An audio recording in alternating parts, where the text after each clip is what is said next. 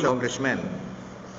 And we shall be continuing this kind of briefings for other sectors, particularly other agencies of government, as well as the concerned citizenry.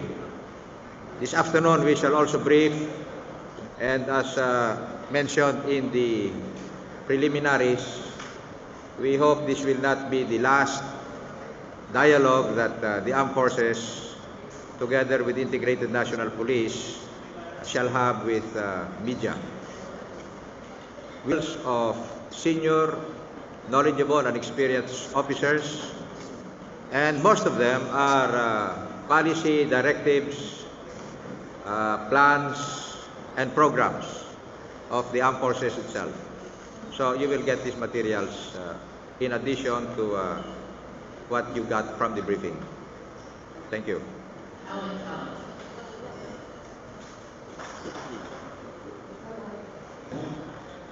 Thank you, Alex, for your question. Actually, you are asking three questions which are really unrelated to each other. First, in the case of a principal and two alternates to fill up that position, but it was left to the President to make the decision and the appointment. Now, in regard to the strategy of the armed forces, the current as well as the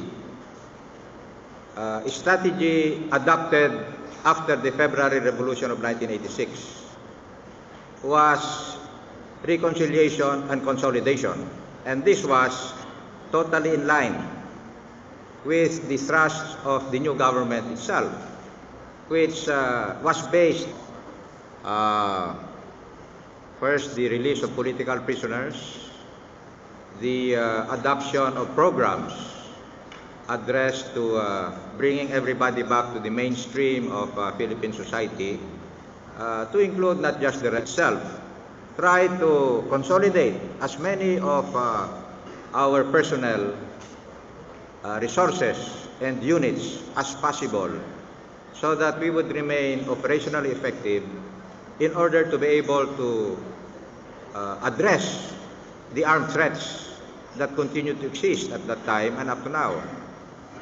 Now, in 1987, however, especially after the termination of the ceasefire entered into by the national government with the CPP, NPA, NDF, which ceasefire terminated on the 9th of February, the armed forces went into what we called a full court press, meaning that we would now adopt a more aggressive stance and attend to the armed threats as a priority program, considering that the government had already given the CPP-NPA a chance through the pre-positioning of firearms, which are considered by us as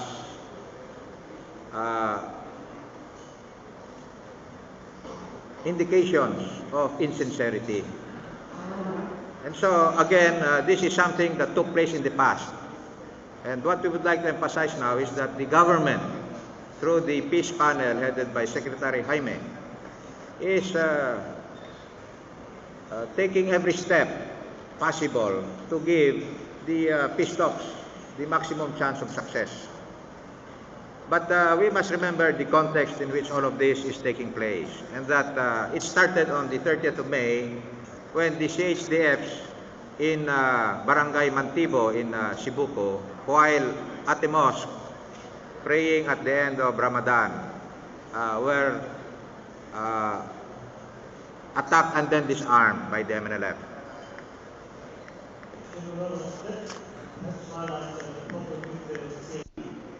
Before, used to announce that that was our decision before, but this will go down.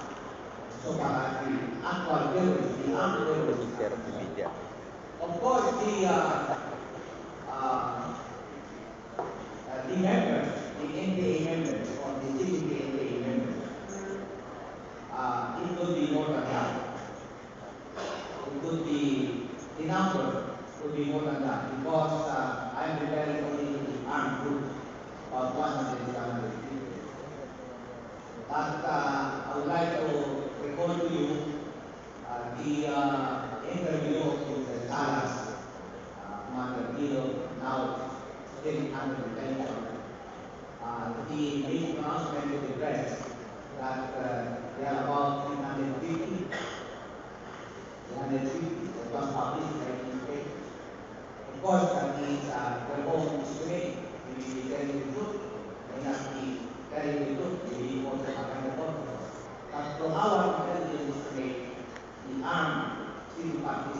from 100 to 150.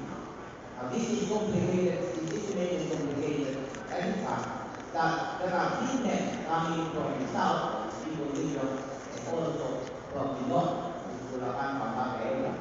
As a matter of fact, our main suspect in the killing of Asomar of the police chief of,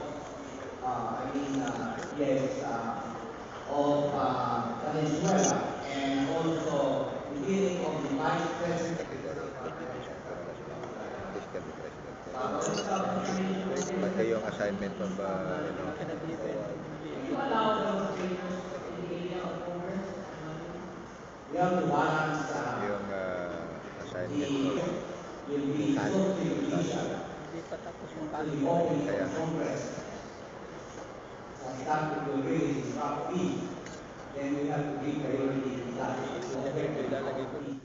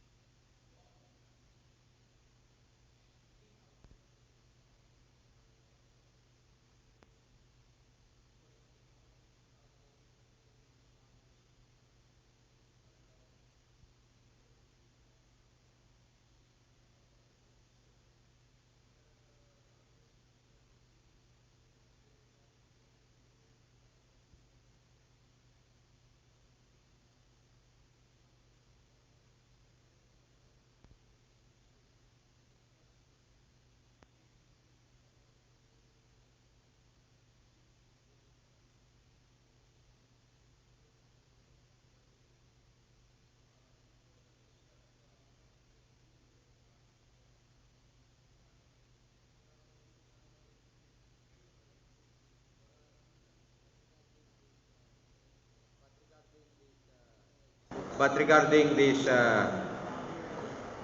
so-called civilian self-defense organizations, you mentioned the Al-Samasa and the Tantad. I would like you to know the armed forces is not confused. Maybe a few elements down there who may not be implementing the policies that we have prescribed for the armed forces in regard to civilian self-defense organizations. So kindly take it in that spirit. First of all, we have made it very clear that civilian self-defense organizations are legal, and in fact they are constitutional because they are provided for in the Constitution to the effect that the people may organize themselves into associations for the purpose of protecting their interests. And I'm sure there is no higher interest than that of survival. Now, however, while that right might be there, it is not totally unlimited. And we make it clear in our policy that these associations must not do anything that is contrary to law or which are repugnant to public order. That is in writing. By the way, this is one of your handouts. Now, so those are the my reaction to the President's land reform proclamation as well as the accompanying executive order is that, well, first of all, insofar as the AP is concerned, military reservations are exempted from being land reform. It is there. However, we would like to assure everyone that, be that as it may, we are continually reviewing land use in the armed forces of the Philippines insofar as military reservation is concerned. And we have now, as part of our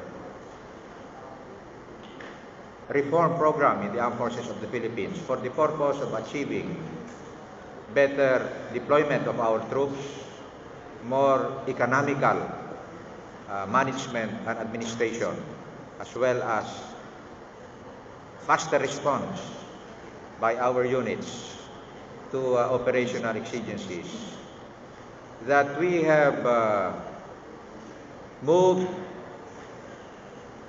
various Army Division and Army Brigade headquarters to the hinterlands inside military reservations, away from our metropolitan or population centers. Example, the 3rd Infantry Division moved from the center of Cebu City now to the middle of Panay, inside a military reservation. The 5th Infantry Division from the middle of Camp Aquino Tarlac to a military reservation in the hinterlands of Isabela, etc., etc. And that is so that we will have a more rational deployment of our operating units. Where there are areas within these military reservations that are not needed exclusively by the military, we would like first to be able to make this available for the dependents of the soldiers, veterans, retirees, as well as others as may be authorized by the government, so that these lands will also be productively used. Now, in regard to the enforcement of the comprehensive agrarian reform program, you will note that there are no penal provisions there yet, other than the provisions on disqualification, where someone loses his right under the CARP if he moves in prematurely into an area. And that also there is this being cited for contempt for those that do not cooperate or who obstruct the implementation of the CARP. And so we will await the further decisions of the executive as well as of the legislative as to what specific role they would want the armed forces to play in regard to the implementation of the comprehensive agrarian reform program. What was the security implications of land use? We are still studying all of this. Thank you.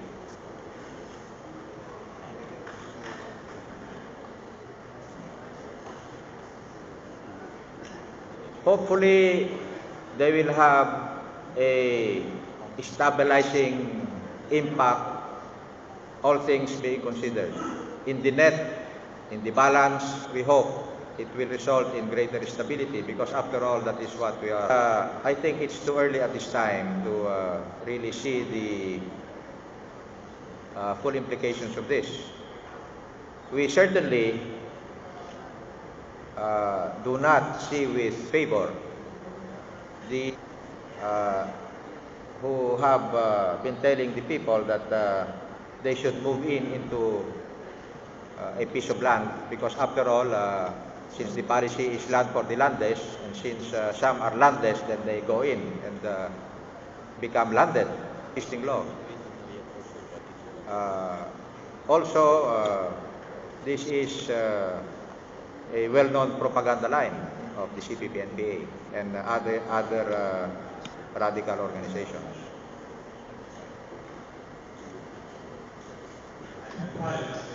Yes, it's with regard to the convening of Congress on the 27th. In the short term, do you think this will have a stabilizing or destabilizing impact on the country, given the factuals that are beginning to? We feel that this will have a stabilizing effect on the country and our situation.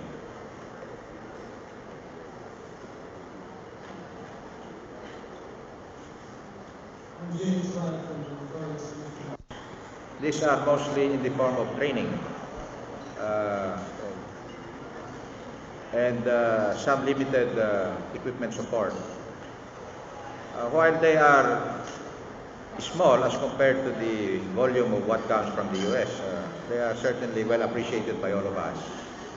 And their impact is not in terms of dollars and cents or pesos and centavos, but in the longer range development of our officer corps, our enlisted personnel, as well as in systems, procedures, and overall upgrading of military technical knowledge.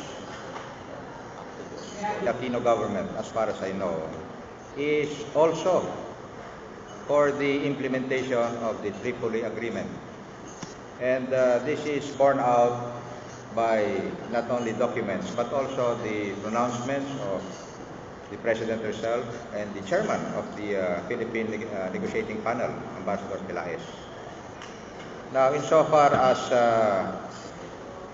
the armed forces downplaying the situation, what we are doing is to give a report of the true situation. I think we owe this to our people. We owe it to the population, especially in Mindanao, to know what are the facts of the matter insofar as the Cebuco incident is concerned. Of course, there are so many other antecedents, so much more background to the Mindanao problem than just this present flare-up of hostilities. And it is our obligation to paint the picture the way we see it to be true. Now, in regard to any hostilities to be initiated by them, because the government will not fulfill any deadlines or demands imposed by them, well, that's their opinion, and we respect that opinion. But the armed forces will be ready for any eventuality. Okay. What do you mean by that? Just that.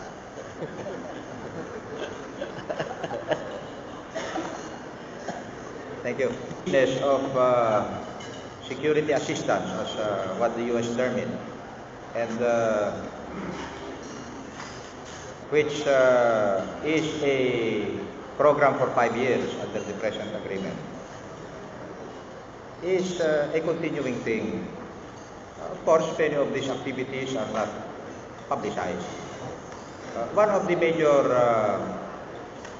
programs, of course, is this thing about the 10 helicopters which were turned over last month to the armed forces of the Philippines. Now, there are some misconceptions about this, as reported in one daily at least.